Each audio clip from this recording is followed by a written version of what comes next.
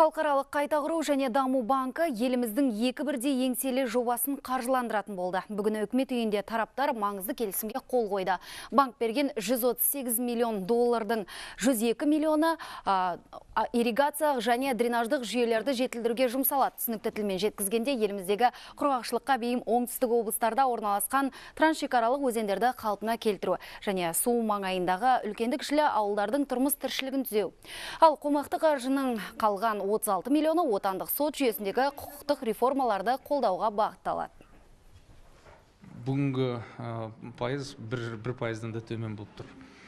18 және 8 жылға берілетін несие. Бұл осындай жобалар арқылы біз жай ғана несие алмаймыз, бірігіп істеп, осы жүйелерді халықаралық тәжірибені, басқа да халықаралық стандарттарды енгізуге мүмкіншілік береді. Аталған екі жобада сіздің елдеріңіз үшін әлбетте өте маңызды. Бұған дейінде халықаралық қайта құру және даму банкі Қазақстанның бірнеше жаңа жобаларының жүзеге асуына дәнекер болған. Әсіресе білім, ғылым саласын қаржыландыруға банк көп көңіл бөледі. Алда да ынтымағымыз беки түсері сөзсіз.